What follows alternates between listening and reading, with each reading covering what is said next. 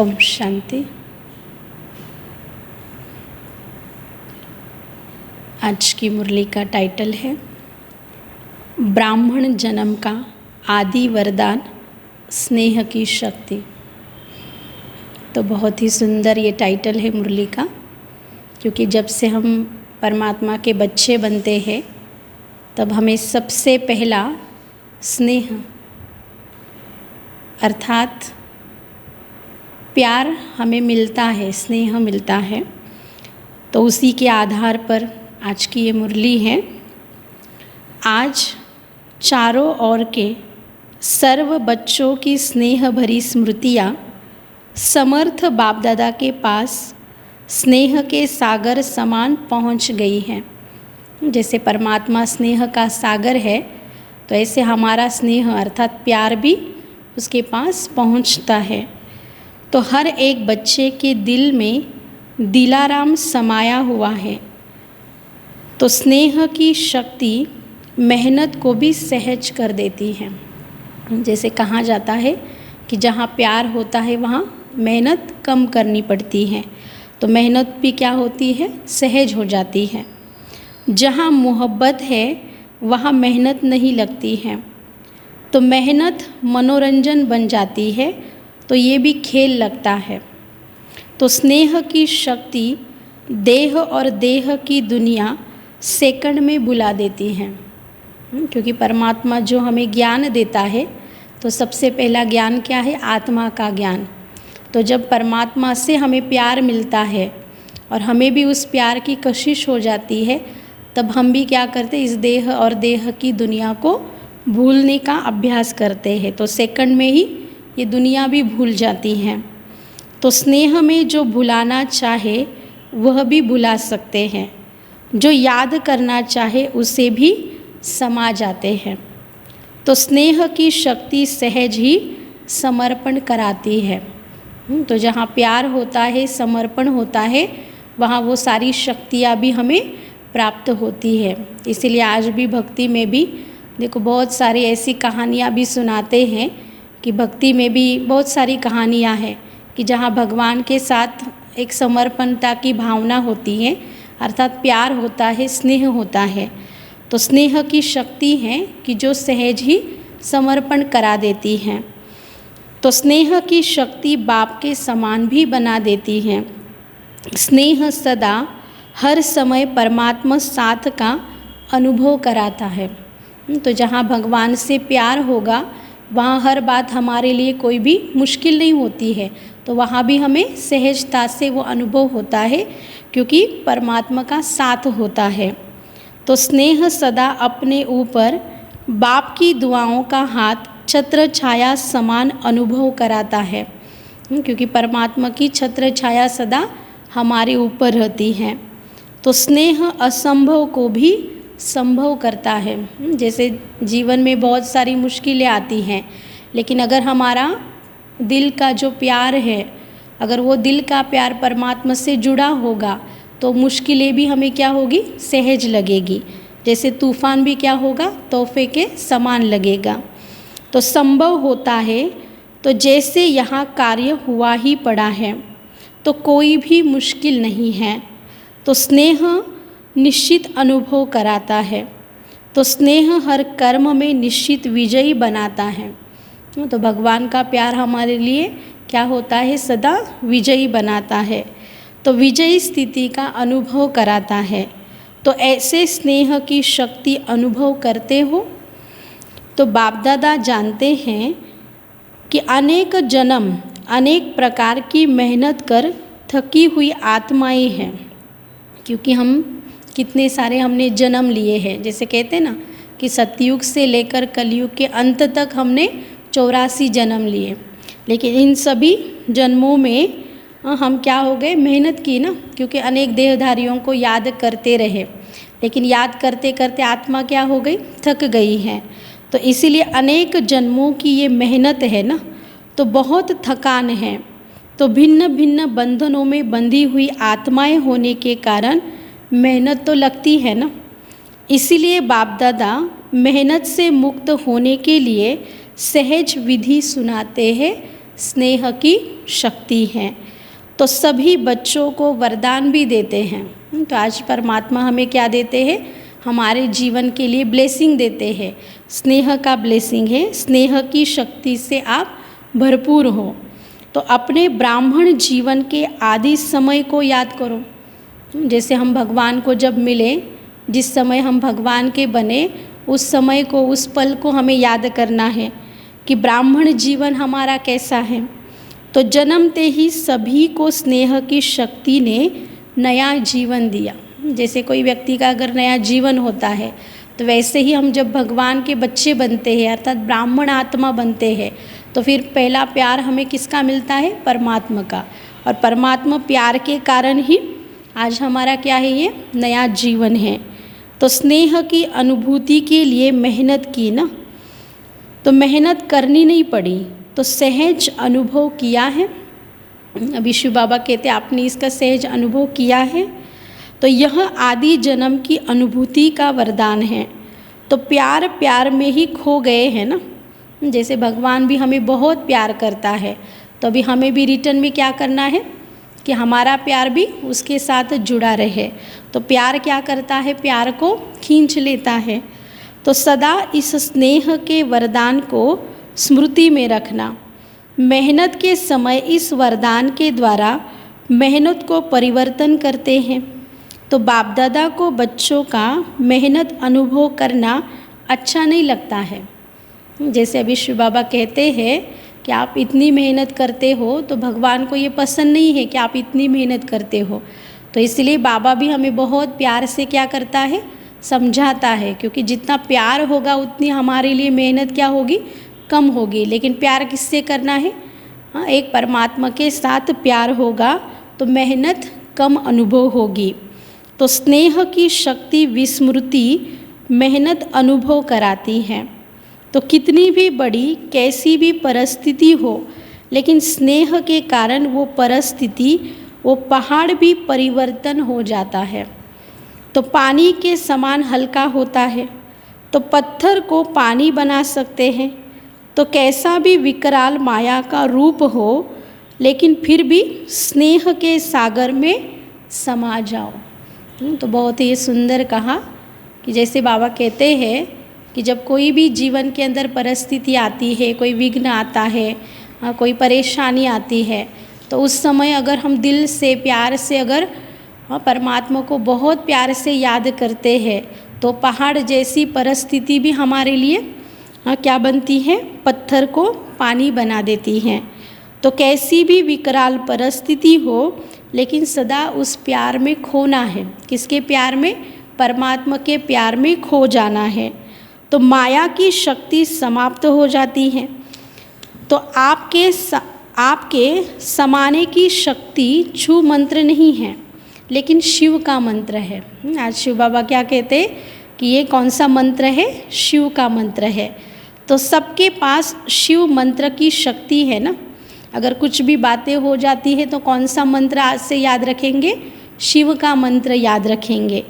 तो यह शक्ति सदा काम करेगी ना। तो शिव स्नेह में समा जाओ। तो सिर्फ डुबकी मारकर नहीं निकलना। जैसे लोग जाते हैं ना, तीर्थ यात्राओं पर जाते हैं, गंगा स्नान पर जाते हैं, तो सिर्फ क्या करते हैं? वहाँ डुबकी लगाते और बाहर निकलते हैं। लेकिन यहाँ अभी हमें क्या करना है? भगवान के प्यार में अपने आप को डुबकी लगाना। क्यों? ताकि जितना हम प्यार में खोए रहेंगे, तो हमें भी पता नहीं चलेगा कि ये दुनिया में, हम इस देह की दुनिया से कितनी दूर हैं। तो सिर्फ डुबकी मारकर नहीं निकल आना, तो थोड़ा समय स्मृति में रहते हैं। जैसे गंगा स्नान करते हैं, चारी धाम पर जाते हैं, तो लोग क्या करते हैं वहाँ कि अपना जो पाप है वो मिटाने के लिए डुबकी मारते हैं। तो ऐसे यहाँ शिव बाबा हमें कहते हैं कि जीवन के अंदर जो भी कुछ होता है, अगर आप दिल से परमात्मा को याद करते हैं और बहुत दिल से उसे याद करते हैं, तो उसके प्यार में क्या करना है? हमें डुबकी मारना है, अर्थात उसके प्यार में हमें मगन होना है।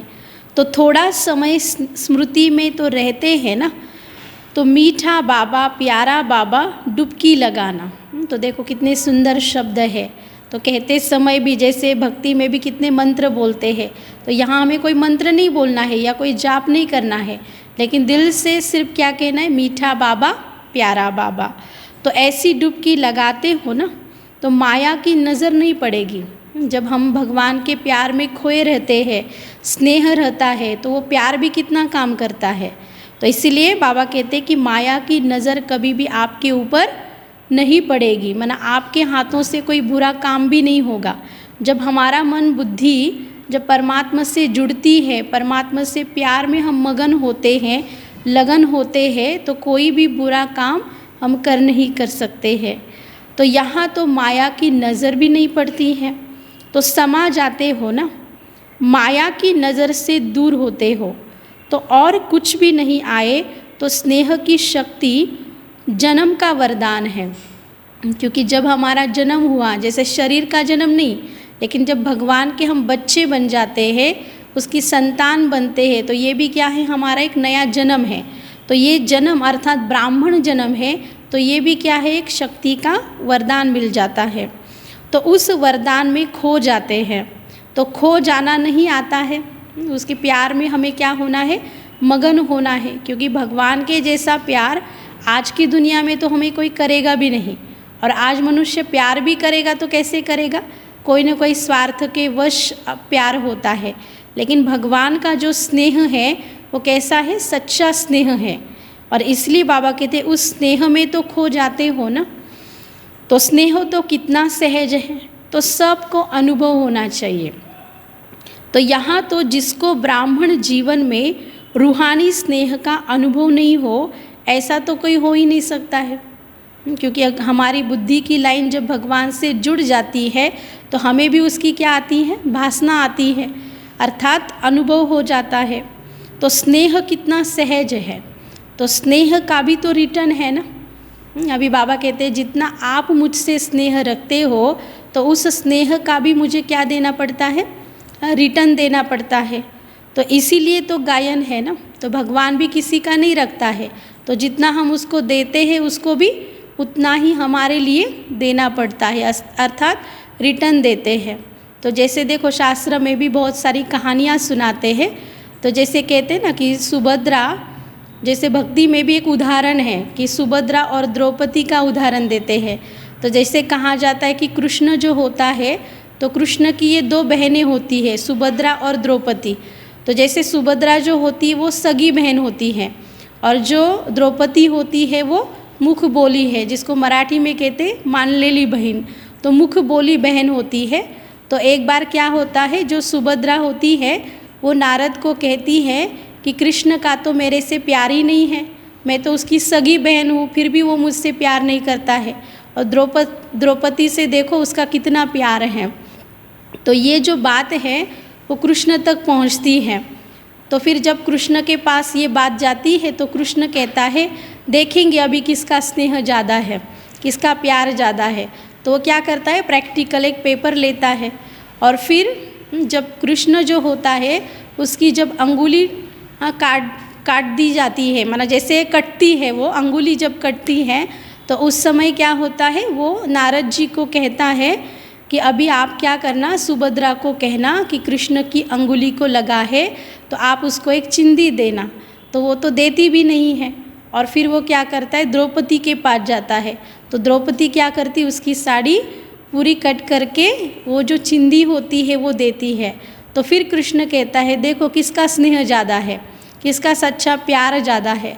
तो ऐसे ही बहुत सारे उदाहरण भक्ति में भी दिए जाते हैं।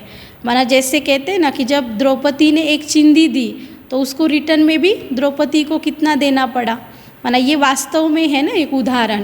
तो इसीलिए यहाँ भी यही उदाहरण है कि जब भगवान को भी हम प्यार करते हैं, स्नेह देते हैं, तो भगवान भी उस स्नेह का हमें क्या देता है, बहुत रिटर्न देता है। तो स्नेह का भी रिटर्न है ना। तो स्नेह में समाना संपूर्ण ज्ञान होता है। तो आज का महत्व तो स्नेह का दिन है, आज बाबा कहते स्नेह का दिन है। तो यहाँ तो अमृत वेले से जो हम ब्रह्म मुहूर्त में उठते हैं उस समय, तो वहाँ से ही हमारा दिन शुरू होता है। तो बाप दादा के स्नेह में भी लहराते हैं ना। तो सर्व आत्माओं के अंदर एक बाप के सिवाय और कुछ भी याद नहीं आता है। तो सहज याद होती है ना, या मेहनत करनी पड़ती है।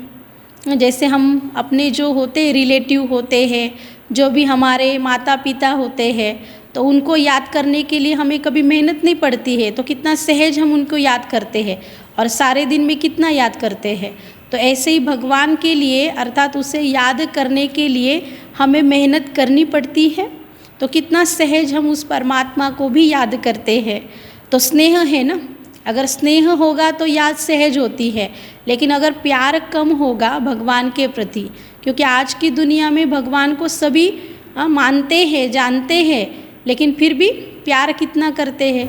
अगर प्यार की कमी होगी, स्नेह कम होगा, तो भगवान को याद करने के लिए भी आज हमें क्या करनी पड़ेगी, मेहनत करनी पड़ती है। तो यहाँ तो सिर्फ आज का ही दिन स्नेह का है, संगम युग का दिन है। अभी बाबा कहते हैं कि भगवान कौन से युग में आता है, संगम युग में। तो जब संगम युग अर्थात जिस संगम पर परमात्मा का स्नेह मिलता है, क्योंकि हर युगों में, हर जन्म में हमारा जो स्नेह था, हमारा जो प्यार था, वो मनुष्य के साथ था, लेकिन संगम युग ऐसा युग है कि जिस युग में भगवान से हमारा सच्चा प्यार है। तो परमात्मा स्नेह है ना, तो युग के महत्व को जानना है। तो स्नेह की अनुभूतियों को अनुभव करो कि स्नेह का सागर क्या है, कि जब भी हमें भगवान का प्यार मिलता है तो उसे हमें क्या करना है, महसूस करना है, अनुभव करना है। तो स्नेह का सागर स्नेह के हीरे और मोतियों की थाली भरकर लाता है। तो अपने को सदा अनुभव करते हो, तो ऐसे अपने को अनुभव करते हैं कि सचमुच में कितनी भाग्यशाली आत्मा हूँ कि जो किसी को भी भगवान का प्यार नहीं मिलता है, लेकिन मुझे मिल रहा है। तो इसीलिए मुझे अपने आप को क्या करना है, उस प्यार से भरपूर करना है। तो थोड़े से अनुभव में खुश नहीं होना, तो संपन्न बनना है। तो जैसे तो भविष्य में तो स्थूल हीरे मोतियों से सजते हैं, तो यह परमात्मा प्यार के हीरे मोती अनमोल है ना, तो इससे अभी सदा सजे सजाए रहना है। अर्थात कि जैसे शरीर को हम सजाते हैं, वैसे परमात्मा भी हमें अपने प्यार से, गुणों से, शक्तियों से क्या करता है, हमें सजाता है। और सजाता भी किसको है, आत्मा को सजाता है। तो चारों ओर के सभी बच्चे हैं ना, तो यहाँ स्नेह के गीत तो कितने गाते हैं, क्योंकि भगवान के लिए भी आज लोग प्यार तो बहुत करते हैं, उसके गीत भी गाते हैं, लेकिन यहाँ विशेष क्या है, स्नेह है। तो स्नेह स्वरूप कितने बनते हैं, तो स्नेह का रिटर्न भी तो देना पड़ेगा ना। इसीलिए सदा स्नेही भव, सदा स्नेह के वरदान में सदा उड़ते ही रहना। तो सदा ये अनुभव करना कि मैं स्नेह में समाई हुई आत्मा हूँ, और किसके स्नेह में, परमात्मा के स्नेह में। तो यह विशेष वरदान बाप से मिलता है। तो सदा जैसे छोटे बच्चे होते हैं ना, कोई भी मुश्किल बात आती है या कोई परिस्थिति आती है तो माता पिता की गोद में जाते हैं, तो ऐसे भगवान भी हमारा कौन है, आत्मा का माता पिता है। तो इसीलिए जीवन में कोई भी परेशानी, दुख आता है, कोई भी विघ्न आता है, कोई समस्या आती है, तो हमें भी किसकी गोद में जाना है, स्वयं परमात्मा की गोद का हमें अनुभव करना है। तो यह गोदी में समा जाओ ना, तो एक सेकंड में स्नेह की गोदी में जाओ। तो यहाँ मेहनत नहीं करना है, तो यहाँ मोहब्बत है।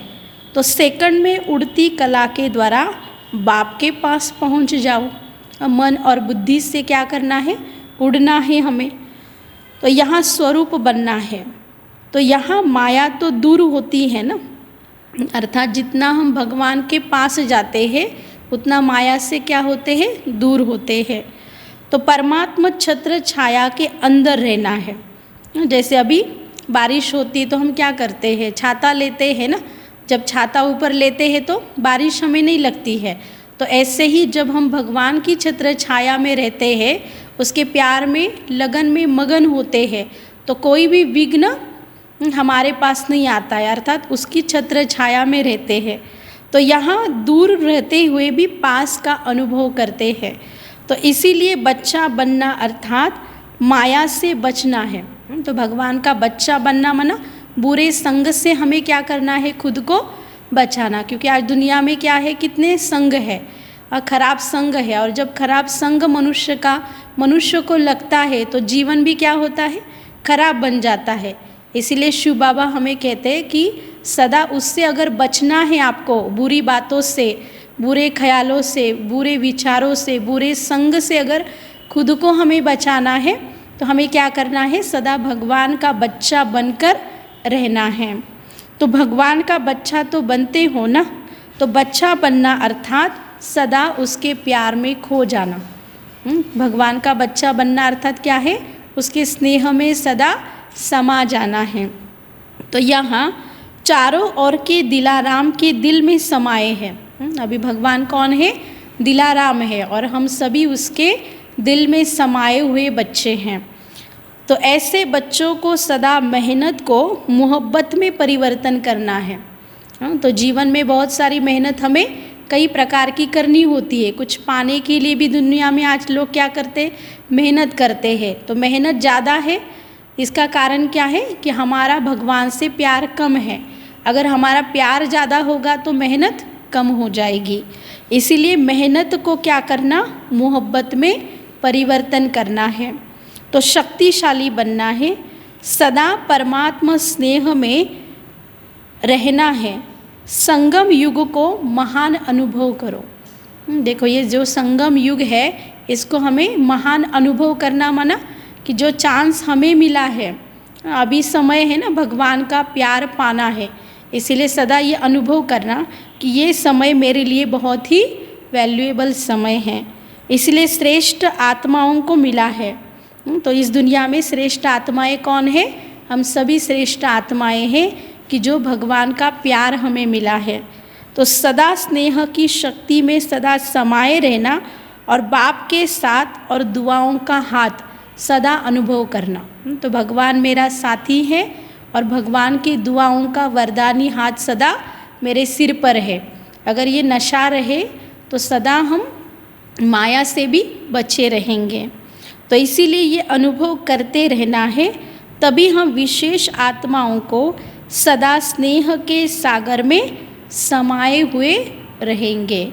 इसलिए सदा उसके प्यार का हमें क्या करना है, अनुभव करना है कि भगवान का प्यार का अनुभव अर्थात सदा उसी में खो जाना है। तो उसके समान बनना है, स्नेह के सागर में समा जाना है। तो स्नेह का जो सागर परमात्मा है, उसी के प्यार में हमें क्या होना है, लवलीन होना है। तो अभी हम सभी उसके प्यार का अनुभव करेंगे मेडिटेशन के साथ। ओम शांति।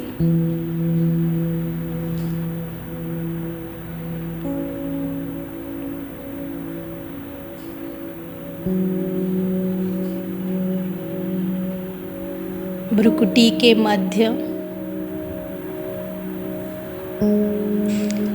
चमकता अजब सितारा,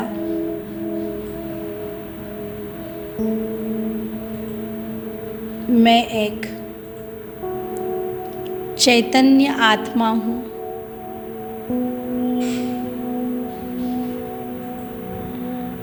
मैं आत्मा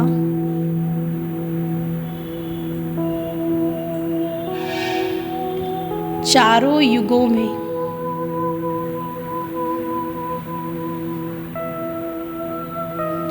जन्म लेकर अब इस कलयुग के अंत में आकर पहुंची हूँ।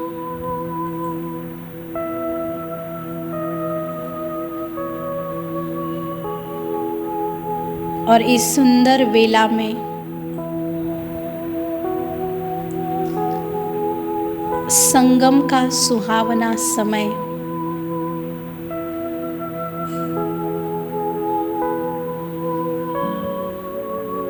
इस सुहावने समय पर मुझ आत्मा का परमात्मा से संगम होता है।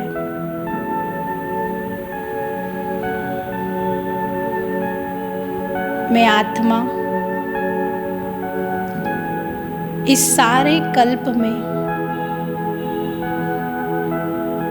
अपने आप को बहुत भाग्यशाली अनुभव करती हूँ।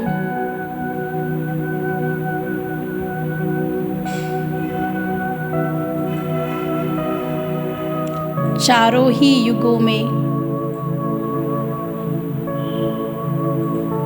देहधारियों से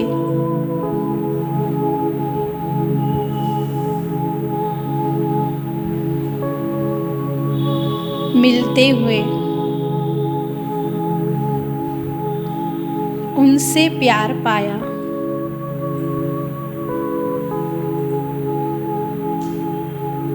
लेकिन आज की घड़ी, यह समय मेरे जीवन में बहुत ही महत्वपूर्ण है।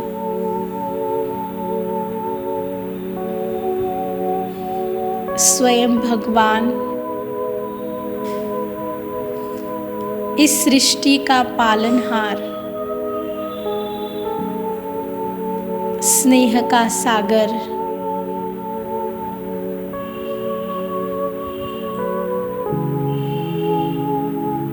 जिसकी मैं संतान हूँ,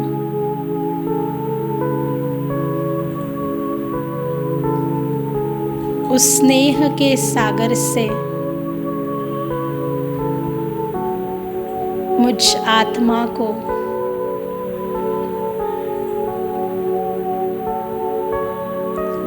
सच्चा स्नेह, सच्चा प्यार मिल रहा है।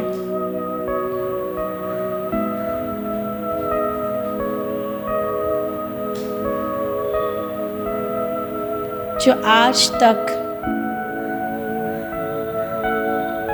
मैंने यह किसी से भी नहीं पाया है।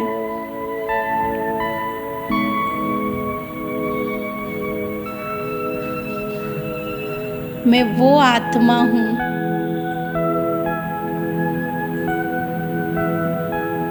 जो भगवान के प्यार की अधिकारी, हकदार हूँ। इस जीवन में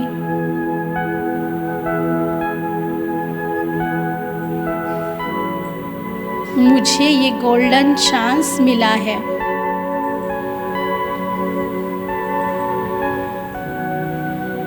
और उस चांस को, उस परमात्मा प्यार को मैं अपने जीवन में अनुभव करती हूँ।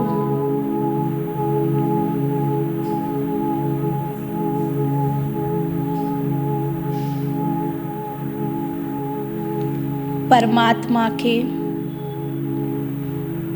उस सच्चे प्यार ने मेरे मन को, मेरे बुद्धि को, मेरे विचारों को, मेरे जीवन को ही परिवर्तित कर दिया।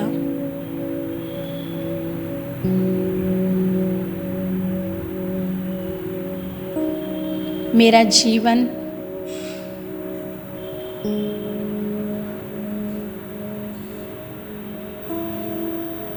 एक ऐसा जीवन बन गया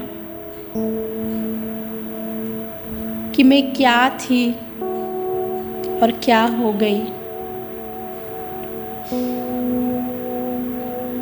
परमात्मा प्यार ने मेरे अंदर की आत्मविश्वास और भरोसे की ताकत को बढ़ाया।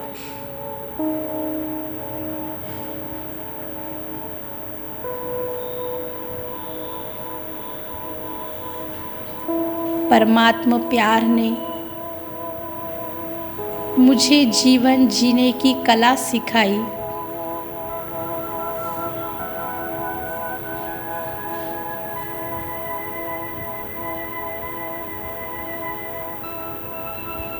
परमात्मा प्यार ने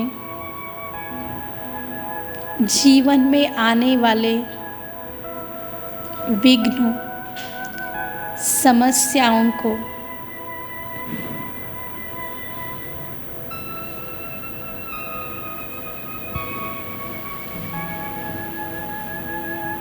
परेशानियों में भी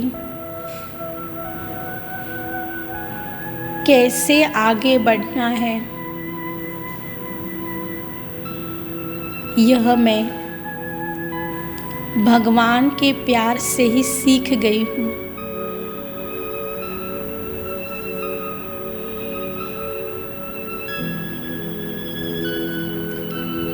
परमात्मा का प्यार मेरी छत्र छाया है। उसका साथ और उसका वरदानी हाथ सदा मेरी छत्र छाया बनकर रहता है।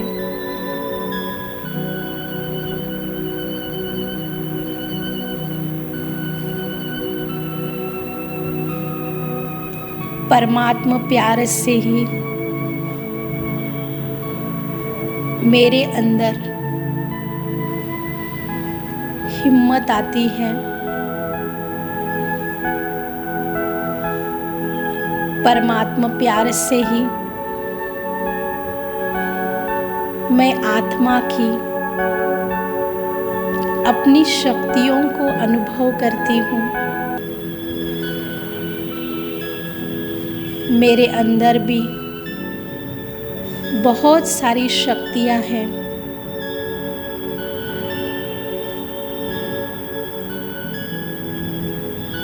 उस शक्तियों को अनुभव करती हूँ।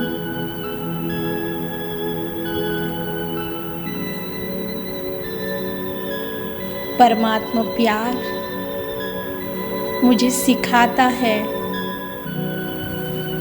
कि जो परमात्मा क्या प्यार मेरे पास है, उस प्यार को, उस स्नेह को मुझे सबको बांटना भी है।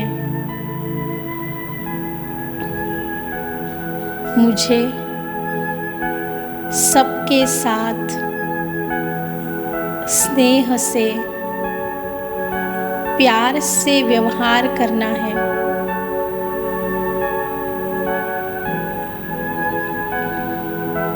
मेरा स्नेह सभी को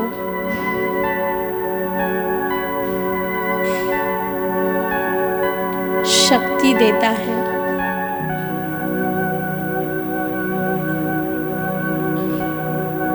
जैसे परमात्मा स्नेह मुझ आत्मा को शक्ति देता है।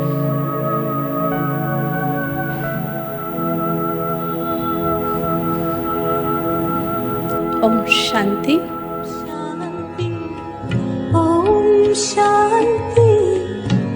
ओम शांति। ओम शांति। ओम शांति।